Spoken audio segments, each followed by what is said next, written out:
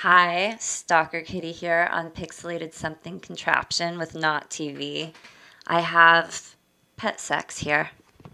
Hi, I'm Marin, representing pet sex. Do you have others in the group? Oh yeah, but they didn't want to come today. So. Oh, didn't want to. That's a bummer. It's daytime, I guess. So tell me about the origins of your music. Like Jeff is my partner in this band for many, many years, and he just had sort of a fit or mania the other day and came up with lots of new songs and built a little EP out of it. This we started in November of 2004 in San Diego, and we were called Marfa and Nia for the first several years. So can you tell me about one of your most interesting dreams? These are like nighttime dreams, or like I dream one day to be a forest ranger. You know, just because you asked, you can choose. Well, every so often I figure out the secret to the universe in one of my dreams. Well, what is it? There's a few of them, so it's complicated. The one I had most recently was basically, it had to do with like every person when they're a baby, they're either chosen to go to hell or not. And that doesn't mean they're going to be evil, it just means like they're going to be taken and raised in a hellish environment, and that'll make their life go on to be hellish or not. Do you believe in the paranormal, or have you had any paranormal or supernatural experiences? It's complicated. I'm not going to say I wholesale believe in everything. I know there's a lot of things that are unexplained, or we don't know how to explain, and certain people are definitely more sensitive to talking to the other world, so to speak. Like, some people can, you know, communicate with the dead, or at least the fact that they think they can communicate with the dead, it says something. You know, people live on in the minds of other people after they die. Like, that's good enough for me. Have you personally had any paranormal, supernatural experiences? A bit, yeah. I actually do have a lot of dreams where I often go back to this one house that I knew really well as a kid, and the person who lived there has long ago died, but I have gotten messages from her before in the dreams. And what are your thoughts on living and dying? Oh gosh. I was gonna say I try not to think about it, but the truth is I'm, can't stop thinking about it. But so the living, in order to live and not be obsessed with or really terrified of dying all the time, you just have to distract yourself. Yeah. So, in a nutshell, there you go. What is that? Look for the fun, put it in.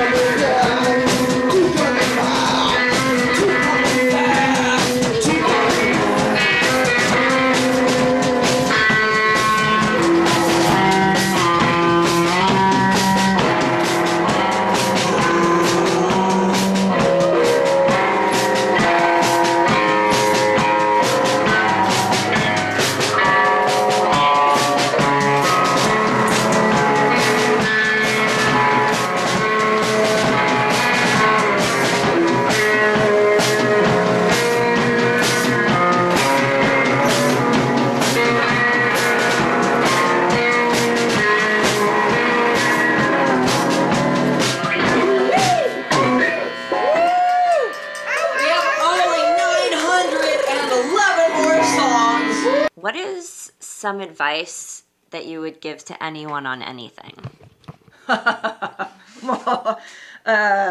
Don't take yourself too seriously. For real. Also, college doesn't matter nearly as much as anybody thinks it does. I wish somebody had told me that before I went to school. What did you go to school for? I just got a bachelor's degree, but I thought it mattered, like, if I studied and went to class and did things like that, and turns out, once you get out in the real world, nobody cares at all. What in the world needs to change? And what in the world is great? Okay, hopefully people can be less assholey to each other in general. That would be great if we could somehow learn to teach that to others, make it like a general social program, not like something boring that with the PSAs and everything, but something that we instill early on in people, not being a dick. What's great about the world? Once in a while, you find out something that's really surprising in the world, like something you've never heard of before, and something you didn't have any idea existed. I think that's the best thing, is when you find out that there's so much more than you've thought of. Like when my partner Jeff went on this creative kick the other day, he wrote like 12 songs and recorded them and everything in less than 12 hours, and some of them are just like, I think anybody would be proud of them, like, wow, that's a genuinely good song, it could be made by like one of the greats. So are you guys creating a new album from it, or do you have any upcoming releases or tours or anything going on, shows? Yeah, so this last recording, it's going to be featured on a split cassette on Crass Lips Records with, the other side of the cassette is Celeste XXX. It's great. What is the most interesting and the least interesting thing about yourself? Like the least interesting, you can, it's a race to the bottom. It's like a bottomless pit. It's like, what's the least interesting thing about anybody? In which, like, to put it like in a short way is, I guess, that I'm human or human-esque, and like what's boring about me is what's boring about a lot of people, just like having a physical body and doing things that humans are supposed to do. That's really boring. Most interesting, I don't know where to start. And just, get to know me. Well, I could give you a tidbit, something. Oh yeah, I worked for nuns very briefly. Oh, how did that come about? I would hang around the convent, like just trying to get a look inside and see what kind of spells they're doing.